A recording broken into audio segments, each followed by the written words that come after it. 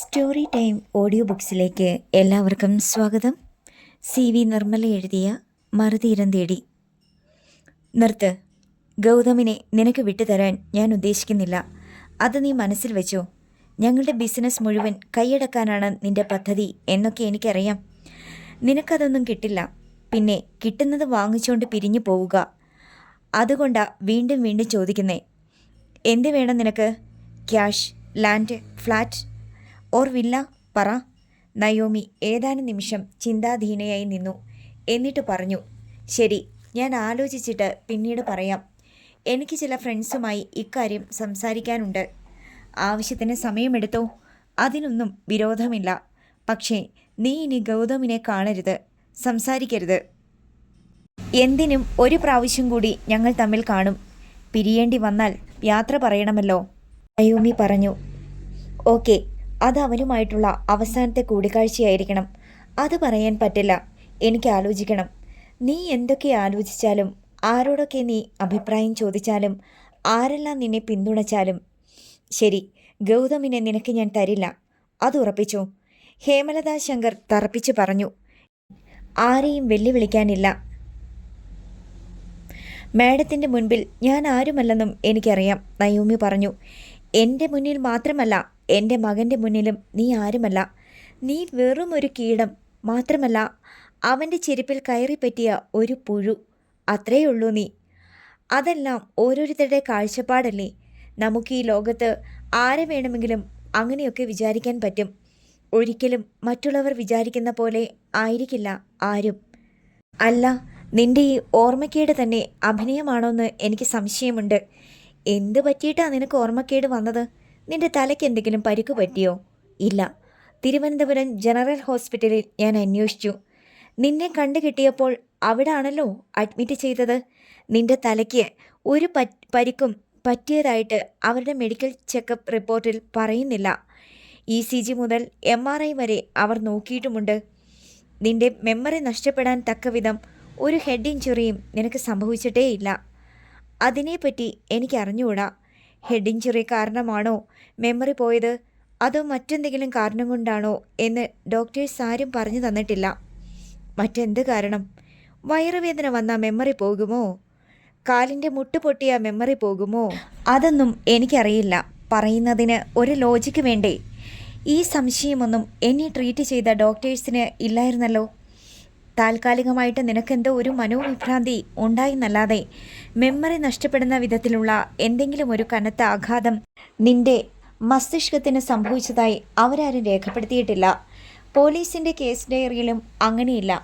ഒരാഴ്ചയ്ക്കുള്ളിൽ നീ ഹോസ്പിറ്റലിൽ നിന്ന് ഡിസ്ചാർജ് ആവുകയും ചെയ്തു. അപ്പോൾ എവിടുന്ന് വന്നു ഈ ഓർമ്മനാശം? പാർഷ്യൽ അപ്നീഷ്യ പോലുമില്ല, ടോട്ടൽ അപ്നീഷ്യ. ഹേമലത അവളുടെ കണ്ണുകളിലേക്ക് തന്നെ സൂചി കുത്തുന്നത് പോലെ നോക്കി. ചിലപ്പോൾ മെൻ്റലി അതിഭയങ്കരമായ ഒരു ഷോക്ക് ഉണ്ടായിട്ടുണ്ടാകും. അങ്ങനെയും സംഭവിക്കാറുണ്ടല്ലോ, നയോമി വാദിച്ചു. അപ്പോൾ മെമ്മറി ലോസ് അല്ല ഉണ്ടാകുക, ചിത്തഭ്രമം, മെൻ്റൽ ഡിസോർഡർ, മനോവിഭ്രാന്തി, മാഡ്നസ്. നിനക്കതൊന്നുമല്ല. Memory loss. അതിൻ്റെ കാരണം എന്താണെന്ന് നിനക്കറിയാനും വയ്യ. ഇതൊക്കെ നിന്റെ വീട്ടുകാർ വിശ്വസിക്കും, പോലീസും ഡോക്ടേഴ്സും വിശ്വസിക്കും. കാരണം അവർക്ക് കേസ് വൈൻഡപ്പ് ചെയ്യുന്നതാണ് താല്പര്യം. എനിക്കിതൊന്നും മനസ്സിലാകുന്നതേയില്ല. തലച്ചോറിന് ഒരു കടുത്ത ആഘാതമേൽക്കാതെ മെമ്മറി പോകില്ല. തലച്ചോറിനകത്തോട്ട് കയറി ആർക്കും ഒന്നും ചെയ്യാൻ പറ്റില്ല. തലച്ചോറിന് ക്ഷതം പറ്റണമെങ്കിൽ തലയ്ക്ക് കനത്ത അടി കിട്ടണം. അത് നിനക്ക് സംഭവിച്ചിട്ടില്ല. ഹെഡ് ഇഞ്ചുറി നിനക്കില്ല. അത്രയും മനസ്സിലായല്ലോ. മാഡം പറഞ്ഞതിനർത്ഥം ഞാൻ അപ്നീഷ്യ അഭിനയിക്കുകയാണെന്നാണോ? അങ്ങനെയല്ലെങ്കിൽ നീ പറ, നിനക്കെന്താ സംഭവിച്ചത്? നിന്നെ ആരാ തട്ടിക്കൊണ്ടു പോയത്? നിന്നെ അവർ എന്തൊക്കെ ചെയ്തു? നീ അവരുടെ കയ്യിൽ നിന്ന് എങ്ങനെ രക്ഷപ്പെട്ടു? അതൊന്നും എനിക്ക് ഓർമ്മയില്ലെന്ന് ഞാൻ ആദ്യമേ പറഞ്ഞല്ലോ. നമുക്ക് ഈ സംഭാഷണം ഇവിടെ അവസാനിപ്പിക്കാം. ഓർമ്മയില്ലായ്മ അഭിനയിക്കുകയാണെന്ന് എനിക്ക് മനസ്സിലായി. നിനക്കെല്ലാം അറിയാം. നിന്റെ ലക്ഷ്യം എൻ്റെ ബിസിനസ് കൈവശപ്പെടുത്തുക എന്നതാണ്. അതിനുള്ള ഇരയാണ് നിനക്ക് ഗൗതം. ഇത്രയും എനിക്ക് ബോധ്യപ്പെട്ടിട്ടുണ്ട്. ഇത് തിരുത്താനുള്ള ഒരു തെളിവും നിന്റെ കയ്യിലില്ല. ഇനി നിനക്ക് പോകാം. നയോമി എഴുന്നേറ്റു. ദാ അവിടെയാണ് വാതിൽ. ഹേമലത ശങ്കർ കൈ ചൂണ്ടിക്കാട്ടി. ശരി, ഞാൻ പോണു. ഒരു പ്രാവശ്യം കൂടി നിനക്ക് ഗൗതമിനെ കാണണമെന്ന് പറഞ്ഞു. അത് ഞാൻ അനുവദിച്ചിട്ടുണ്ട്. രണ്ടാമതൊന്നും കൂടി അവനെ കാണാൻ ഞാൻ സമ്മതിക്കില്ല. അത് ഓർമ്മയിൽ വെച്ചു. Thank you madam. നയോമി വാതിൽ കടന്നുപോയി. അവൾ പോയിക്കഴിഞ്ഞപ്പോൾ ഹേമലത ശങ്കർ ഇൻ്റർകോമിൽ ഒരാളെ വിളിച്ച് മുറിയിലേക്ക് വരാൻ ആവശ്യപ്പെട്ടു. വെള്ള സ്യൂട്ട് ധരിച്ച ഒരാൾ വാതിൽ കടന്നു വന്ന് ഹേമലത ശങ്കറിനെ വണങ്ങി. ഗോപാൽ, അവൾ നയോമിയാണെന്ന് തറപ്പിച്ച് പറയുന്നു. CCTVയിൽ കൂടി നീയും ഇതുവരെ കണ്ടല്ലോ. നിനക്കെന്ത് തോന്നി? ശരിയാണോ? കാഴ്ചയ്ക്ക് അത് നയോമിയെ പോലെ തന്നെ. പക്ഷേ നയോമിയല്ല. എങ്കിൽ അതാരാണെന്ന് ഗോപാൽ പറയൂ. ഹേമലത ശങ്കർ അയാളുടെ കണ്ണിലേക്ക് തന്നെ നോക്കിക്കൊണ്ട് നിന്നു. ഗോപാൽ, നിങ്ങളാണ് എല്ലാം കൈകാര്യം ചെയ്തത്. നയോമി ഇനി ഇല്ലെന്ന് നിങ്ങൾ പറഞ്ഞ് 3 ദിവസത്തിനുള്ളിൽ അവൾ തിരിച്ചെത്തി. അപ്പോഴും നിങ്ങൾ പറഞ്ഞു അത് നയോമി അല്ലെന്ന്. അവളെ കൊണ്ട് ഗൗതമിന് ശല്യമൊന്നും ഉണ്ടാകാത്തത് കൊണ്ട് ഞാനും അത് വിശ്വസിച്ചു. പക്ഷേ ഇപ്പോൾ അവൾ പറയുന്നു അവൾക്ക് ഗൗതമിനെ വേണം. എന്താ അതിൻ്റെ അർത്ഥം? മാഡം, ഈ ശല്യവും ഗോപാൽ തന്നെ തീർത്തു തരും. Within 1 week. ഗോപാൽ ഹേമലതയുടെ സമ്മതത്തിനായി കാത്തുനിന്നു. ലാപ്ടോപ്പ് മോണിറ്ററിൽ നയോമിയുടെ 2 ചിത്രങ്ങൾ ഒരേ സമയം നിരത്തി വെച്ച് താരതമ്യ പഠനം നടത്തുകയാണ് ഹേമലത ശങ്കർ. പിന്നിൽ ഗോപാൽ വിശ്വസ്ത സേവകനെ പോലെ വിനയാന്വിതനായി നിൽപ്പുണ്ട്. ഈ നയോമിക്കും ആ നയോമിക്കും എന്നാ വ്യത്യാസം? ഹേമലത ശങ്കർ തല തിരിച്ച് ഗോപാലിനെ നോക്കി. ഗോപാൽ മോണിറ്ററിലേക്ക് സൂക്ഷിച്ചു നോക്കി. പ്രകടമായ വ്യത്യാസങ്ങളൊന്നും കാണാനില്ല. മുഖത്ത് മറുകോ മറ്റെന്തെങ്കിലും പാടുകളോ ഇല്ല.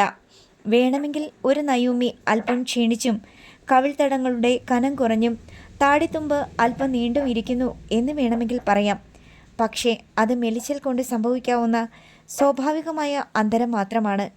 ക്ഷീണിച്ച് കാണപ്പെട്ട നയോമി അല്പം നന്നായിരുന്നാൽ മറ്റേ നയോമിയെപ്പോലെ തന്നെ വരും. ഈ മുഖം കൊഞ്ചം കൂടെ ഓവൽ ഷേപ്പ്. ഗോപാൽ യജമാനത്തിയോട് പറഞ്ഞു. അത് നോക്കണ്ട ഗോപാൽ. പോയ നയോമി അല്പം മിനുങ്ങിയാണ് ഇരിക്കുന്നത്.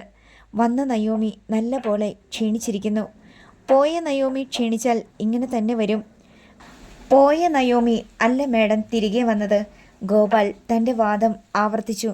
ഗോപാൽ, നീ ഒന്നുകിൽ എന്നോട് കള്ളം പറയുന്നു, അല്ലെങ്കിൽ നിന്റെ ടീം നിന്നെ പറ്റിക്കുന്നു. ഇതിലേതെങ്കിലും ഒന്നാണ് ശരി. നയോമി ഇവിടെ വന്നതും സംസാരിച്ചതും നീ CCTVയിൽ കണ്ടല്ലോ. അവൾ ഗൗതമിനെ തന്നെയാണ് ഉന്നം വെച്ചിരിക്കുന്നത്. അവൾക്ക് ഗൗതമിനോട് പ്രേമമൊന്നുമില്ല. അതവളുടെ വാക്കുകളിൽ നിന്നും അറിയാം. ഗൗതമിൻ്റെ പേരിലുള്ള സ്വത്തും ബിസിനസ്സും കൈവശപ്പെടുത്തുകയാണ് അവളുടെ ഉന്നം. ഹേമലത ശങ്കർ തറപ്പിച്ച് പറഞ്ഞു. പക്ഷേ ഇതുവരെ അവൾക്ക് അങ്ങനെ ഒരു ഉദ്ദേശമില്ലായിരുന്നല്ലോ. കുറച്ചു നാൾ മുമ്പ് വരെ ഇല്ലായിരുന്നു. അവൾ നയോമിയാണെങ്കിൽ തിരിച്ചു വന്നത് മുതലേ അതും കാണേണ്ടി വരുമല്ലോ. ഗോപാൽ ചോദിച്ചു. പറയുന്നത് കേൾക്ക് ഗോപാൽ. ഇവൾക്ക് മെമ്മറി ലോസ് വന്നുവെന്ന് തന്നെ ഇരിക്കട്ടെ. എല്ലാം വീണ്ടും പഠിച്ചു വരാൻ ഇവൾ കുറേ സമയം എടുത്തു. ഗൗതമിനെയും അവൾ പഠിച്ചു വന്നു. അവനെ കൊണ്ടുള്ള ലാഭം അവൾക്കിപ്പോൾ മനസ്സിലായി. പ്രേമത്തിൻ്റെ കഥയെല്ലാം അവൻ തന്നെ പഠിപ്പിച്ചു കൊടുത്തു. ഒരു പക്ഷേ പ്രേമം അവൾക്കില്ല. അത് ഓർമ്മയുടെ കൂടെ നശിച്ചു പോയി. ഇപ്പോൾ ലാഭക്കൊതി മാത്രമേ ഉള്ളൂ. അതാണ് ഇപ്പോഴത്തെ അവസ്ഥ. നീ പറയുന്നു നയോമി ജീവനോടെ ഇല്ലെന്ന്. ഇതെങ്ങനെ ശരിയാകും? ഞാൻ പറഞ്ഞത് സത്യമാണ് മാഡം. എന്താ തെളിവ്? നിനക്ക് എന്തെങ്കിലും തെളിവ് തരാനുണ്ടോ? തെളിവെല്ലാം നശിപ്പിച്ചു. അത് വെച്ചുകൊണ്ടിരിക്കാൻ പറ്റില്ല. ഞാൻ ചോദിക്കുന്നത് ഇത്രയേ ഉള്ളൂ. നയോമിയെ കിഡ്നാപ്പ് ചെയ്ത് കൊട്ടേഷൻ ടീമിൻ്റെ കൂടെ നീ ഉണ്ടായിരുന്നോ? ഇല്ല. നീ എന്തെങ്കിലും നിൻ്റെ കണ്ണുകൊണ്ട് കണ്ടോ? ഇല്ല. വിശ്വസിക്കാവുന്ന എന്തെങ്കിലും അടയാളം നിനക്ക് കിട്ടിയോ? അതുമില്ല. മാഡം, ഞാൻ പറഞ്ഞത് സത്യം. ഇവൾ നയോമിയല്ല. അവളെപ്പോലെ പെരുമാറുന്നതും സംസാരിക്കുന്നതും എല്ലാം വെറും നടിപ്പ്. ശരി, അന്നും ഇന്നും നീ എൻ്റെ ഈ ചോദ്യത്തിന് മറുപടി തന്നിട്ടില്ല. അവൾ നയോമി അല്ലെങ്കിൽ പിന്നെ ആര്? ഇവൾ നയോമിയായിട്ട് നടിക്കാൻ തുടങ്ങിയിട്ട് മാസം എത്രയായി? ഇവൾ ആരാണെന്ന് നിനക്ക് കണ്ടുപിടിക്കാൻ പറ്റിയോ? അതാണ് പ്രശ്നം. ഗോപാൽ തലചൊറിഞ്ഞു. അവളുടെ മുത്തശ്ശിക്കും അങ്കിളിനും അവൾ നയോമി. അവളുടെ ഭർത്താവിനും കുഞ്ഞിനും ബാക്കി കുടുംബാംഗങ്ങൾക്കും അവൾ നയോമി. അവൾ വർക്ക് ചെയ്യുന്ന സീരിയലിനും സിനിമയ്ക്കും അവൾ നയോമി. അവളുടെ ഫ്രണ്ട്സിനും കോവർക്കേഴ്സിനും അവൾ നയോമി. പോലീസിനും മീഡിയയ്ക്കും അവൾ നയോമി. ഗൗതമിനും അവൾ നയോമി. ഗോപാൽ, നിനക്ക് മാത്രം അവൾ നയോമിയല്ല. അതെങ്ങനെ ശരിയാകും? ഗോപാൽ നിഷേധരൂപേണ തലയാട്ടി. അല്ല മാഡം, ഇത് നയോമിയല്ല, അത് വെറും നടിപ്പ്. നീ തെളിവ് കൊണ്ടുവാ ഗോപാൽ. അതെന്താ നിനക്ക് സാധിക്കാത്തത്? അവൾ നയോമി അല്ലെന്ന് എന്താണ് തെളിവ്? നമ്മൾ എല്ലാ വഴിയും അന്വേഷിച്ചു കഴിഞ്ഞു. അവളോടൊപ്പം കൂടിയിരിക്കുന്ന അഷ്ടമൂർത്തി എന്നയാൾക്ക് പോലും അവൾ നയോമി തന്നെയാണെന്ന വിശ്വാസം. അതെല്ലാം നമ്മൾ സ്കൂട്ടിനി ചെയ്തതല്ലേ? എവിടെ നിന്നോ വന്ന ഏതെങ്കിലും ഒരു പെണ്ണിന് ഇങ്ങനെ എല്ലാവരെയും പറ്റിക്കാൻ കഴിയുമോ? നീയൊന്ന് ചിന്തിച്ചു നോക്ക്. മുഖവും ശരീരവും എങ്ങനെ സാമ്യം വന്നതെന്നിരിക്കട്ടെ, അവൾക്കങ്ങനെ എല്ലാവരെയും വിഡ്ഢികളാക്കാൻ പറ്റും. അതിനല്ലേ ഓർമ്മനാശം അഭിനയിക്കുന്നത്? ഗോപാൽ, ഇത് ശരിയാവില്ല. നിനക്ക് തെളിവൊന്നും തരാനില്ല. എന്തിനു വേണ്ടിയാണോ ഞാൻ നിനക്ക് 25 ലക്ഷം രൂപ തന്നത്, ആ കാര്യം നടന്നിട്ടില്ല. ആ തടസ്സം മാറിയിട്ടില്ല. എനിക്ക് നിന്നോട് മാത്രമേ ചോദിക്കാനുള്ളൂ. ഇത്രയും നാൾ നീ പറഞ്ഞത് ഞാൻ വിശ്വസിച്ചു. നയോമിക്ക് ഗൗതമിനെ വേണ്ടെങ്കിൽ എനിക്ക് പ്രശ്നമൊന്നുമില്ലായിരുന്നു. ഇതങ്ങനെയല്ല. ഹേമലത ശങ്കർ തിരികെ കസേരയിലേക്കിരുന്നു. ഇത് ഞാൻ സോൾവ് ചെയ്തോളാം മാഡം, ഗോപാൽ പറഞ്ഞു. അവളുടെ ശല്യം ഞാൻ തീർത്തു തരാം. പക്ഷേ ഒരു കാര്യം നീ ഓർത്തോളണം ഗോപാൽ, അവൾ നയോമി അല്ലെങ്കിൽ പിന്നെ ആരാണവൾ എന്ന് ഉറപ്പാക്കിയേക്കണം. എന്നിട്ടേ എന്തെങ്കിലും ചെയ്യാവൂ. ശരി മാഡം, ഗോപാൽ പ്രതിവചിച്ചു. ഗോപാൽ പോയിക്കഴിഞ്ഞ ശേഷം ഹേമലത ശങ്കർ അഭിരാമിയെ വിളിച്ചു പറഞ്ഞു. നയോമി വന്നിട്ടുണ്ടായിരുന്നു. സംസാരിച്ചു. അവൾ നയോമി അല്ലെന്ന് എനിക്ക് തോന്നിയില്ല. പക്ഷെ ഗൗതമിനോട് അവൾക്ക് പ്രണയമൊന്നുമില്ല. സ്വത്താണ് അവളുടെ ലക്ഷ്യം. ഗോപാൽ ഇപ്പോഴും പറയുന്നത് അവൾ നയോമി അല്ലെന്നാണ്. അവനോട് വേണ്ടത് ചെയ്യാൻ ഞാൻ പറഞ്ഞിട്ടുണ്ട്. എല്ലാം ശരിയായി വരുമെന്ന് പ്രതീക്ഷിക്കുക. ഇതിൽ കൂടുതൽ നമുക്കൊന്നും ചെയ്യാനില്ല. മറുവശത്ത് നിന്ന് നിരാശയോടുള്ള ഒരു മൂളൽ മാത്രം. ശരി, ഞാൻ പിന്നെ വിളിക്കാം. ഹേമലത ശങ്കർ ഫോൺ വെച്ചു. കാറിൽ മടങ്ങുന്നതിനിടയിൽ നയോമി അഷ്ടമൂർത്തിയുടെ ഫോൺ തിരികെ കൊടുത്തു. എന്നിട്ട് പറഞ്ഞു, ഇതൊരു തരം സ്പൈ വർക്കാണ്. ഇനിയെങ്കിലും ഇത്തരം കാര്യങ്ങൾക്ക് എന്നെ നിർബന്ധിക്കരുത്. മറ്റൊരു കാറിൽ ജിൻസണും ഡോണും അവരെ പിന്തുടരുന്നുണ്ടായിരുന്നു. ഹേമലത ശങ്കറുമായുള്ള മീറ്റിംഗ് എങ്ങനെയിരുന്നു? വലിയ ബിസിനസ് മാഗ്നറ്റാണ് ആ ലേഡി. അവരെ നേരിൽ കാണുമെന്നും സംസാരിക്കാൻ കഴിയുന്നതുമൊക്കെ വലിയ ഭാഗ്യമാണ്, അഷ്ടമൂർത്തി പറഞ്ഞു. എനിക്ക് ആ ഭാഗ്യം വേണ്ട. ഇനി നിന്നെ ആ പുലിമടയിലേക്ക് വിടുന്നില്ല. അഷ്ടമൂർത്തി ചിരിച്ചു. ആ സ്ത്രീ കുറച്ച് മാന്യതയുള്ളവളാണെന്ന് എനിക്ക് തോന്നിയത്. മര്യാദയ്ക്ക് എന്നോട് പെരുമാറിയത്. അവർക്ക് അവരുടെ മകനും ബിസിനസ്സും ഒക്കെ വളരെ വലുതാ. എന്നെ അവർ ഒട്ടും വലുതായിട്ട് കാണുന്നുമില്ല. നിന്നെ അവർ ചെറുതായിട്ട് കാണുന്നുണ്ടോ എന്നറിയേണ്ടതാണ്. ചെറുതായിട്ട് കാണുന്നില്ലെങ്കിലേ ഞാൻ അവരുടെ മകനെ പിടിച്ചു വെക്കരുത്. അതേയുള്ളൂ അവരുടെ ഡിമാൻഡ്. വിട്ടുകൊടുത്താൽ അവരെനിക്ക് എന്ത് പ്രതിഫലം വേണമെങ്കിലും തരും. 50 ലക്ഷത്തിനും 1 കോടിക്കും ഇടയ്ക്ക് ഡിമാൻഡ് ചെയ്യാവുന്നതേ ഉള്ളൂ. അവർ തരും. ഒറ്റ വ്യവസ്ഥയേ ഉള്ളൂ. ഇനി മേലിൽ ഞാൻ ഗൗതമിനെ കാണുകയോ മിണ്ടുകയോ അരുത്. പൂർണ്ണമായിട്ടും ആ ബന്ധം കട്ട് ചെയ്യണം. പണം വേണമെങ്കിൽ അങ്ങനെ, ലാൻഡ് പ്രോപ്പർട്ടി ആയിട്ട് വേണമെങ്കിൽ അങ്ങനെ തരും. വില്ലയോ ഫ്ലാറ്റോ ആണ് വേണ്ടതെങ്കിൽ അതും തരും. നല്ല ഓഫറാണല്ലോ. ഗൗതമിൻ്റെ പണം തട്ടാൻ വേണ്ടിയാണ് ഞാൻ അയാളെ വിടാതെ പിടിച്ചിരിക്കുന്നത്. ആ സംശയവും ന്യായം. പക്ഷേ അങ്കിളെ, ഞാനില്ല ഇനി ഒന്നിനും. വയ്യ. എനിക്ക് അവരുടെ പൈസയും വേണ്ട, ഗൗതമിനെയും വേണ്ട.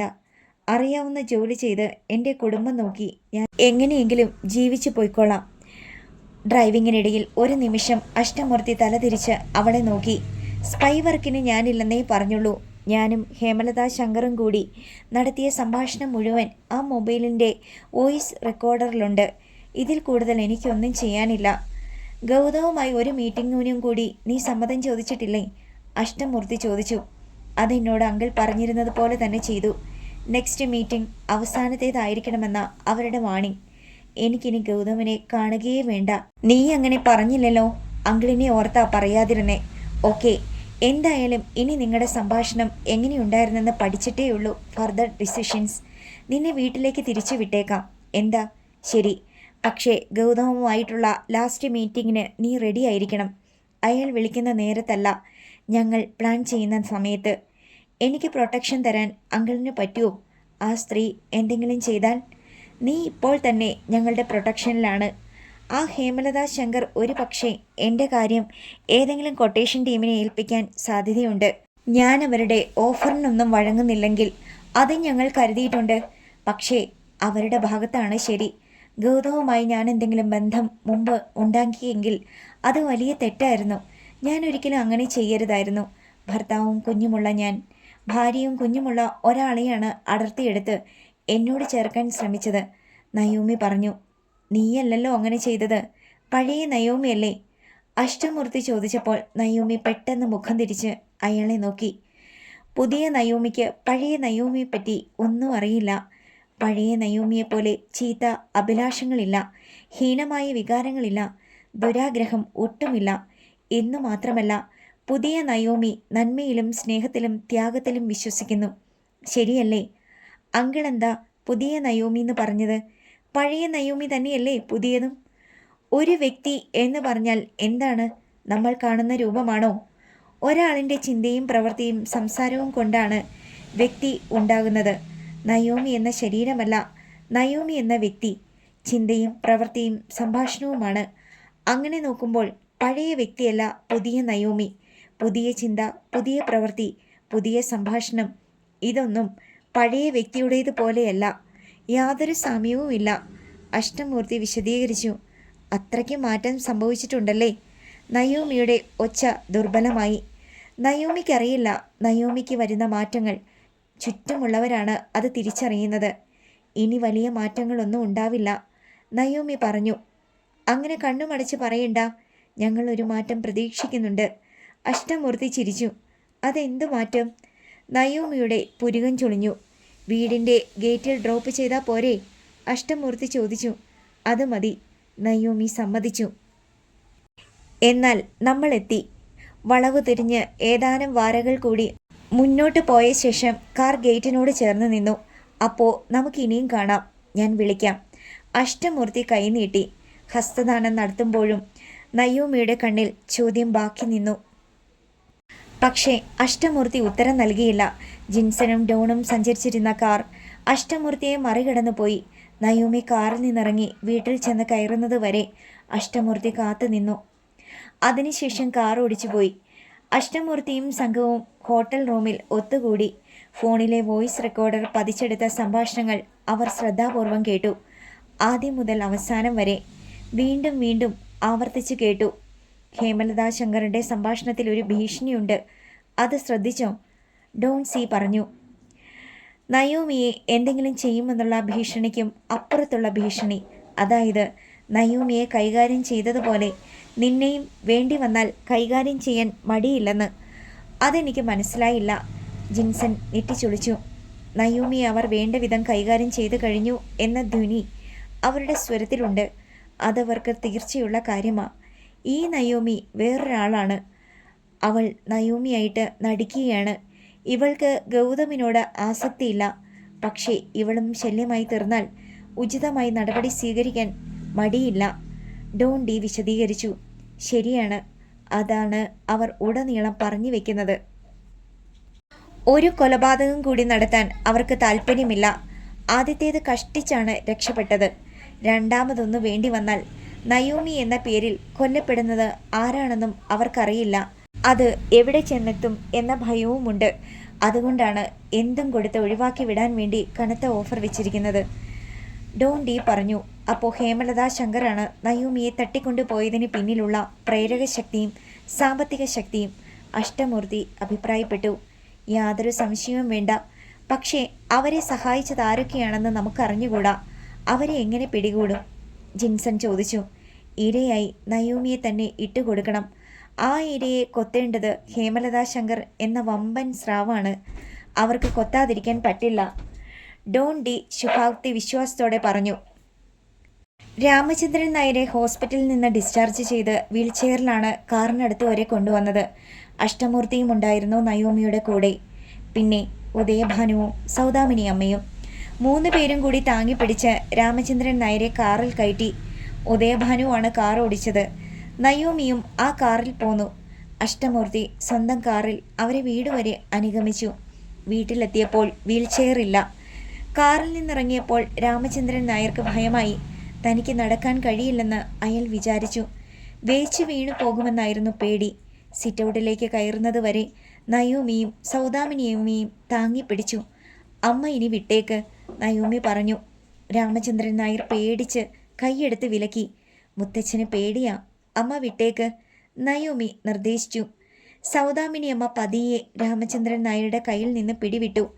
രാമചന്ദ്രൻ നായർ പെട്ടെന്ന് വായുവിൽ കൈ പരതി. ഞാൻ പിടിച്ചിട്ടുണ്ട് മുത്തച്ഛ, ധൈര്യമായിട്ട് നടന്നോ, നയോമി പറഞ്ഞു. അയാൾ ഒറ്റത്തടി മാത്രമുള്ള പാലത്തിലേക്ക് കയറും പോലെ ഓരോ പാദം മുന്നോട്ട് നിരക്കി നീക്കി ഓരോ ചുവട് വെച്ചു. മുറിയിലേക്ക് കയറിയപ്പോൾ നയോമിയും മെല്ലെ പിടിവിട്ടു. കട്ടിലിലേക്ക് വെറും 8 അടി ദൂരമേ ഉള്ളൂ. വീഴുന്നതിനു മുമ്പ് ഞങ്ങൾ പിടിച്ചോളാം, അങ്ങോട്ട് നടന്നാട്ടെ, നയോമി നിർദ്ദേശിച്ചു. വൃദ്ധൻ ഓരോ പാദം പെറുക്കി വെച്ച് ഇപ്പോൾ വേച്ചു വീഴും എന്ന മട്ടിൽ നീങ്ങി. കട്ടിലിന് സമീപം എത്തിയപ്പോഴേക്കും വീഴുമെന്ന ഭയം നീങ്ങി. ദേഹത്തിൻ്റെ സമനില വീണ്ടെടുത്തു. അയാൾ കട്ടിലിലേക്കിരുന്നു. ഇനി പേടിക്കണ്ടാട്ടോ, തനിയെ നടക്കാൻ പറ്റും. ഒരാഴ്ചയൊക്കെ കഴിയുമ്പോഴേക്കും പഴയതിനേക്കാൾ ഉഷാറാകും, നയോമി ധൈര്യപ്പെടുത്തി. വൃദ്ധൻ അവളുടെ കൈത്തലം പിടിച്ചു. നന്ദിയും കൃതജ്ഞതയും നിറഞ്ഞ ഒരു നോട്ടം അവളുടെ നേർക്ക് നോക്കി. അവളുടെ കൈത്തലം ഇരു കൈകൊണ്ടും പൊതിഞ്ഞു പിടിച്ച് അയാൾ ഗദ്ഗതത്തോടെ പറഞ്ഞു. ഞാൻ ഇനി എണീറ്റ് നടക്കുന്ന ഒരിക്കലും വിചാരിച്ചതല്ല. ജീവനോടെ തിരിച്ചു വരുന്നു പോലും കരുതിയില്ല. അയാളുടെ കണ്ണിൽ സന്തോഷാശ്രുക്കൾ നിറഞ്ഞു. ഞാൻ അപ്പോഴേ പറഞ്ഞില്ലേ മുത്തച്ഛനെ എണീപ്പിച്ച് നടത്തുന്ന. ഇപ്പം എങ്ങനെയിരിക്കുന്നു? രാമചന്ദ്രൻ നായർ അവളുടെ കൈത്തലം തൻ്റെ കണ്ണുകൾക്ക് മീതെ വെച്ചു. അത് മനസ്സുകൊണ്ടൊരു സാഷ്ടാംഗ പ്രണാമമായിരുന്നു. കിടന്നു, റെസ്റ്റ് എടുത്തു, നയോമി മുറി വിട്ടിറങ്ങി. സൗദാമിനിയമ്മ അയാളെ താങ്ങിക്കിടത്തി. നയോമി തൻ്റെ മുറിയിലേക്ക് പോന്നു. അല്പനേരം കഴിഞ്ഞപ്പോൾ വിജയാനന്ദ് വിളിച്ചു. സീരിയലിൻ്റെ അടുത്ത ഷെഡ്യൂൾ നാളെ ഷൂട്ടിംഗ് ആരംഭിക്കുകയാണ്. നാളെ മുതൽ 10 ദിവസത്തേക്ക് ഡേറ്റ് കിട്ടണം. 10 ദിവസം അടുപ്പിച്ച് തരാൻ പറ്റില്ലായിരിക്കും എന്ന് നയോമി സംശയം പറഞ്ഞു. എന്ത് തടസ്സമാണ് വരാൻ പോകുന്നതെന്ന് അറിയില്ല. ഇടയ്ക്ക് എന്തെങ്കിലും കാരണത്താൽ പോകാൻ പറ്റാതെ വന്നാൽ ബുദ്ധിമുട്ടാകരുത്. വിജയാനന്ദ് അത് അംഗീകരിച്ചു. ഇതിനിടയിൽ ദന്തഗോപുരം സിനിമയുടെ അവസാനത്തെ ഷെഡ്യൂൾ ചിത്രീകരണം തുടങ്ങാനുള്ള ആലോചനകൾ നടക്കുന്നുണ്ടായിരുന്നു. അവർ ഡേറ്റ് ആവശ്യപ്പെട്ടാൽ കൊടുക്കേണ്ടി വരുമെന്ന് കൂടി നയോമി വിജയാനന്ദിനെ ധരിപ്പിച്ചു. നാളെ ഡേറ്റ് തരാൻ പറ്റുമോ? വിജയാനന്ദ് ചോദിച്ചു. നാളെ ഇല്ല, ഞാൻ പല പ്രശ്നങ്ങൾക്ക് പുറകെ ഓടുകയായിരുന്നു. എനിക്ക് അതെല്ലാം തലയിൽ നിന്നെടുത്ത് താഴെ വെക്കണം. ഒരു ദിവസം റെസ്റ്റ് വേണം. എങ്കിൽ മറ്റന്നാൾ മുതൽ. അത് കുഴപ്പമില്ല, നയോമി വാക്കുകൊടുത്തു. അടുത്ത ദിവസം രാവിലെ തന്നെ അഷ്ടമൂർത്തി നയോമിയെ കാണാനായി വന്നു. നയോമിയും ഹേമലതാ ശങ്കറും കൂടി നടത്തിയ സംഭാഷണം മുഴുവൻ ഞങ്ങൾ ഇന്നലെ കേട്ടു. ഒടുവിൽ ഞങ്ങളൊരു നിഗമനത്തിലെത്തി നിൽക്കുക, അഷ്ടമൂർത്തി പറഞ്ഞു. എന്ത് നിഗമനം? നയോമിയെ അന്ന് കിഡ്നാപ്പ് ചെയ്തത് ഹേമലതാ ശങ്കറാണ്. ആ സ്ത്രീ അങ്ങനെയൊന്നും ചെയ്യില്ല. ആ സ്ത്രീ ചെയ്തു എന്നല്ല പറഞ്ഞത്, കൊട്ടേഷൻ കൊടുത്ത് ചെയ്യിച്ചു. എനിക്കങ്ങനെ തോന്നിയില്ലല്ലോ. അതെന്തുകൊണ്ടാണെന്ന് എനിക്കറിയില്ല. പക്ഷേ ഹേമലതാ ശങ്കറിൻ്റെ സംഭാഷണത്തിലുടനീളം ഒരു ഭീഷണിയുണ്ട്. മുൻപ് അവർ നിന്നോട് എന്താണോ ചെയ്തത് അത് വേണ്ടി വന്നാൽ വീണ്ടും ആവർത്തിക്കുമെന്ന്. അതിൻ്റെ ആവശ്യം വരില്ലെങ്കിലേ, നയോമി പറഞ്ഞു. അഷ്ടമൂർത്തി വിസ്മയഭരിതനായി. നീ എന്താ അങ്ങനെ പറഞ്ഞത്? ഞാൻ എന്തിനാ അവരോട് വഴക്കുണ്ടാക്കുന്നേ? എനിക്ക് ഗൗതമിനോട് പ്രേമമില്ല. പിന്നെന്താ വേണ്ടാത്ത വയ്യാവേലി എടുത്ത് തലയിൽ വെക്കുന്നേ? പക്ഷേ നിന്നെ ആരാണ് ദ്രോഹിച്ചതെന്ന് അറിയണ്ടേ? നിന്റെ ഓർമ്മ പോലും നശിപ്പിച്ചു. എനിക്കതിനൊരു നഷ്ടപരിഹാരം കിട്ടിയാൽ പോരെ അങ്കിളെ? അതല്ലേ അങ്കിളെ നല്ലത്? എന്ത് നഷ്ടപരിഹാരം? ഹേമലത മാഡം ഒരു ഓഫർ മുന്നോട്ട് വെച്ചിട്ടുണ്ട്. അത് ഞാൻ സ്വീകരിക്കാൻ പോകുക. അവരോട് പൈസ വാങ്ങിച്ചുകൊണ്ട് പിന്മാറാനോ? പണം ചോദിച്ചാൽ ഞാനൊരു ദുരാഗ്രഹിയായി പോകും. അതുകൊണ്ട് ഇങ്ങനെയാണ് എൻ്റെ തീരുമാനം. ഈ എറണാകുളത്ത് എവിടെയെങ്കിലും ഒരു വില്ല, പിന്നെ 25 ലക്ഷം രൂപയും. 60-67 ലക്ഷമൊക്കെ കൊടുത്താൽ സാമാന്യം ഭേദപ്പെട്ട ഒരു 3 ബെഡ്റൂം വില്ല കിട്ടുമല്ലോ. അല്ലെങ്കിൽ 2000 സ്ക്വയർ ഫീറ്റ് വരുന്ന ഒരു ഫ്ലാറ്റ് ആയാലും മതി, ഫുള്ളി ഫർണിഷ്ഡ്. നിന്നെ നശിപ്പിക്കാൻ ശ്രമിച്ചവരുടെ കയ്യിൽ നിന്ന് പ്രതിഫലം വാങ്ങിച്ചുകൊണ്ട് അവരെ വെറുതെ വിടാനോ? പ്രതിഫലം അല്ലെങ്കിലേ, നഷ്ടപരിഹാരം. ഇനി അവർക്കെതിരെ കേസിന് പോയാലും നഷ്ടപരിഹാരം നമുക്ക് കിട്ടില്ലല്ലോ. കേസ് തെളിഞ്ഞാൽ എന്നെ തട്ടിക്കൊണ്ടുപോയത് അവരുടെ കൊട്ടേഷൻ ടീമാണെങ്കിൽ ചിലപ്പോൾ അവരെ ശിക്ഷിച്ചേക്കും. അത്ര തന്നെ. അതുകൊണ്ട് നമുക്കെന്താ ലാഭം? മോളെ, നീ മഹാദേവൻ നമ്പ്യാരുടെ മകളാണ്. 1 കോടിയിൽ താഴെ രൂപയ്ക്ക് നീ നിന്റെ അഭിമാനം വിൽക്കുന്നോ?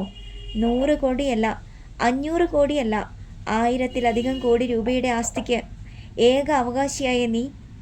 അങ്കിളെ, അങ്കിൾ ഇങ്ങനെ 500 കോടി 1000 കോടി എന്ന് പറയുന്നതല്ലാതെ അതൊന്നും എൻ്റെ കയ്യിലില്ലല്ലോ. കിട്ടുമോ എന്ന് തീർച്ചയുമില്ല, നയോമി വാദിച്ചു. നിന്നെ ഞാൻ എന്തിനാ ആ എസ്റ്റേറ്റ് കാണിച്ചു തന്നത്? ഏന്തയാറിലെ ആ ബംഗ്ലാവിന് എത്ര കോടി വില വരുമെന്ന് നിനക്കറിയാമോ? ചെങ്കോട്ടയിലെ മഹാദേവൻ ഗാർഡൻസ്, ഡൽഹിയിലെ മൾബറി ഹൗസിൻ്റെ വില എത്ര കോടിയാണെന്നറിയാമോ? നീ മാത്രമേ ഉള്ളൂ അതിനെല്ലാം അവകാശി.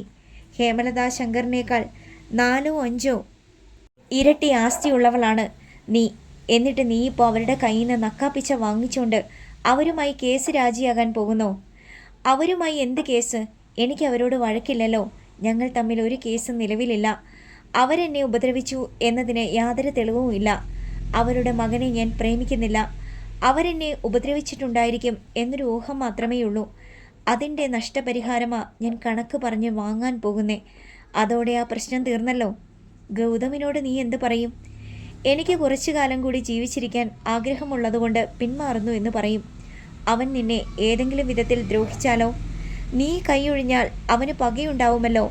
അവൻ നിന്നോട് പ്രതികാരം ചെയ്താലോ? അതിനേക്കാൾ ഞാൻ പേടിക്കേണ്ടത് ഹേമലത ശങ്കറിനെയല്ലേ? കുറേ ലക്ഷങ്ങൾ കയ്യിൽ വരുമെന്ന് കണ്ടപ്പോൾ നീ എല്ലാം മറന്നോ? നിന്റെ സ്ഥാനവും മാനവും മഹിമയും എല്ലാം. മഹാദേവൻ നമ്പ്യാരുടെ മകളാണ് നീ. അതൊക്കെ ഇനി സ്ഥാപിച്ചെടുക്കേണ്ടേ അങ്കിളെ? ഹേമലത ശങ്കറിനോട് ഞാൻ നഷ്ടപരിഹാരം വാങ്ങിയെന്ന് വെച്ച് എൻ്റെ അച്ഛൻ മഹാദേവൻ നമ്പ്യാരല്ലാതാകുമോ? അദ്ദേഹത്തിൻ്റെ സ്വത്തുക്കൾ എനിക്ക് കിട്ടാതെ പോകുമോ?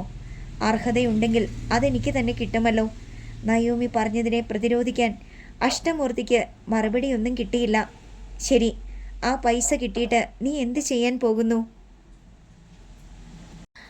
അമ്മയുടെ പേരിൽ 25 ലക്ഷം രൂപ ഫിക്സഡ് ഡിപ്പോസിറ്റായി ഇടണം. കിട്ടുന്ന ഫ്ലാറ്റോ വില്ലയോ അനിലേട്ടൻ്റെ പേരിൽ വാങ്ങണം. അത് വാടകയ്ക്ക് കൊടുത്താൽ ഈ കുടുംബത്തിന് അല്ലലില്ലാതെ കഴിയാനുള്ള പൈസ വാടകയായി മാസം തോറും കിട്ടും. നീ എന്താ ഇതെല്ലാം ഉപേക്ഷിച്ച് എങ്ങോട്ടെങ്കിലും പോകാൻ തീരുമാനിച്ചോ? അല്ലെങ്കിലേ എനിക്ക് വല്ലതും സംഭവിച്ചാലും ഈ കുടുംബത്തിന് കഴിഞ്ഞുകൂടാൻ ആരുടെ മുന്നിലും കൈ നീട്ടേണ്ടി വരരുത്. നിനക്ക് എന്ത് സംഭവിക്കാൻ? അങ്ങനെയല്ലെങ്കിലേ ആരുടെ ജീവനാ ഗ്യാരണ്ടി ഉള്ളത്? ഒരു പനി, ഒരു വീഴ്ച, ഒരു ആക്സിഡൻറ്റ്, ഒരു മാറാരോഗം, എന്താ സംഭവിച്ചു കൂടാതെ? നയോമിയുടെ തീരുമാനത്തിന് ഇളക്കമില്ലെന്ന് അഷ്ടമൂർത്തിക്ക് മനസ്സിലായി. നിരാശയോടെ അയാൾ ഹോട്ടൽ റൂമിലേക്ക് മടങ്ങി. ജിൻസണും ഡോണ്ടിയും അഷ്ടമൂർത്തി വരുന്നതും കാത്ത് മുറിയിലിരിപ്പുണ്ടായിരുന്നു. അഷ്ടമൂർത്തി ചെന്നയുടൻ നയോമിയുടെ അപ്രതീക്ഷിതമായ മനംമാറ്റത്തെക്കുറിച്ച് അവരെ ധരിപ്പിച്ചു. അങ്കിളിന് എന്ത് തോന്നുന്നു? എല്ലാം കേട്ടുകഴിഞ്ഞ് ജിൻസൺ ചോദിച്ചു. ഹേമലത ശങ്കറിൻ്റെ ഭീഷണി അവളെ ഭയപ്പെടുത്തിയിട്ടുണ്ടെന്ന്. നമ്മൾ ഹേമലതയുടെ ശബ്ദം മാത്രമേ കേൾക്കുന്നുള്ളൂ. അവരുടെ നോട്ടത്തെയും ഭാവങ്ങളെയും നേരിട്ടത് നയോമിയാണ്. അതിൻ്റെ തീക്ഷ്ണത നമുക്കറിഞ്ഞുകൂടാ. അതാണോ പ്രശ്നം? ജിൻസൺ സംശയം പ്രകടിപ്പിച്ചു. അവൾ ഇപ്പോഴത്തെ ദൗത്യം വിഡ്രോ ചെയ്യാൻ ആഗ്രഹിക്കുന്നു. എനിക്ക് അങ്ങനെയാ തോന്നുന്നേ. ആ വീട്ടിൽ കൂടുതൽ നാൾ തുടരാൻ അവൾക്ക് ആഗ്രഹമില്ല. താനില്ലെങ്കിലും ആ കുടുംബം പട്ടിണി കൂടാതെ കഴിയാനുള്ള മാർഗങ്ങൾ ശരിയാക്കി വെച്ചിട്ട് അവൾക്ക് ആ വീട് ഉപേക്ഷിച്ച് പോകണം. എങ്ങോട്ട്? എവിടെ പോകും അവൾ? അഷ്ടമൂർത്തി ചോദിച്ചു. ഇതൊന്നുമല്ല സംഭവം, ഡോണ്ടി പറഞ്ഞു. നമ്മളിൽ നിന്ന് അവൾ ഒഴിഞ്ഞു മാറുകയാ. നയോമിയെ ആരായിരുന്നു തട്ടിക്കൊണ്ടു പോയത്? അവൾക്ക് എന്തായിരുന്നു സംഭവിച്ചത് എന്നറിയാനുള്ള നമ്മുടെ അന്വേഷണം അവൾ ഈ ഒറ്റ തീരുമാനം കൊണ്ട് അട്ടിമറിക്കുകയാണ്. ഹേമലത ശങ്കറുമായി സംസാരിച്ചു കഴിഞ്ഞപ്പോൾ അവൾക്ക് മനസ്സിലായി, സാക്ഷാൽ നയോമിയെ വകവരുത്തിയത് ആ സ്ത്രീയോ അവർ ചുമതലപ്പെടുത്തിയ കൊട്ടേഷൻ സംഘമോ ആണെന്ന്. ഇനിയും നമ്മുടെ അന്വേഷണത്തോട് സഹകരിച്ചാൽ അവൾ ആരാണെന്ന് സത്യം നമ്മൾ മനസ്സിലാക്കും എന്ന് അവൾ തിരിച്ചറിഞ്ഞു. അതൊഴിവാക്കാൻ അവൾ കണ്ടുപിടിച്ച മാർഗമായത്. ഹേമലത ശങ്കറുമായി സന്ധി ചെയ്യുക, അവരുടെ കയ്യിൽ നിന്ന് പണമോ പ്രോപ്പർട്ടിയോ വാങ്ങിയിട്ട് പിന്നെ അവർക്കെതിരെ കേസും അന്വേഷണവുമായി പോകേണ്ട കാര്യമില്ലല്ലോ. അവൾ നമ്മളെക്കാൾ ബുദ്ധിമതിയാ. അങ്ങനെ ഒരു സാധ്യത ഇപ്പോഴാണ് അഷ്ടമൂർത്തിയുടെയും ജിൻസന്റെയും ബുദ്ധിയിൽ തെളിഞ്ഞത്. പോലീസ് ബുദ്ധി തന്നെ മെച്ചം. അഷ്ടമൂർത്തി ഡോണ്ടിയെ അഭിനന്ദിച്ചു. പക്ഷേ എന്തുകൊണ്ടായിരിക്കും അവൾ അങ്ങനെ ചെയ്യുന്നത്? അവൾക്കിനി സിതാര മഹാദേവൻ എന്ന ഐഡന്റിറ്റി തിരികെ വേണ്ട. ശേഷിച്ച കാലം നയോമിയായി ജീവിക്കാൻ തന്നെ അവൾ ഉറച്ചു കഴിഞ്ഞു. ഡോണ്ടി പറഞ്ഞു. അത്ര കടുത്തൊരു തീരുമാനമെടുക്കണമെങ്കിൽ എന്തായിരിക്കും കാരണം? അഷ്ടമൂർത്തി ചോദിച്ചു. സിതാരയ്ക്ക് സ്വന്തം ഐഡന്റിറ്റി വെളിപ്പെടുത്താൻ പറ്റാത്ത വിധത്തിൽ എന്തോ ഒന്ന് സംഭവിച്ചിട്ടുണ്ട്, ഡോണ്ടി പറഞ്ഞു. ഒരാൾ മറ്റൊരാളുടെ ഐഡന്റിറ്റി ഉപയോഗിച്ച് ജീവിക്കുക എന്നതിനർത്ഥം മറിഞ്ഞിരിക്കുക എന്നത് തന്നെയാ. അതായത് തന്നെത്താൻ ഒളിപ്പിക്കുക. ഒരാൾക്ക് ഒളിവിൽ പോകാൻ 2 കാരണങ്ങളേയുള്ളൂ. 1 മരണഭയം, 2 ചെയ്തു പോയ കുറ്റകൃത്യത്തിന് പിടിയിലാകുമെന്ന പേടി. കുറ്റവാളികളാണല്ലോ സാധാരണ ഒളിവിൽ പോകാറ്. സിതാര എന്ത് കുറ്റകൃത്യം ചെയ്തു? ജിൻസൺ ഡോണിനെ ചോദ്യമുനയിൽ കോർക്കുന്നത്ര തീഷ്ണതയോടെ ചോദിച്ചു. അടുത്ത ഭാഗം നാളെ.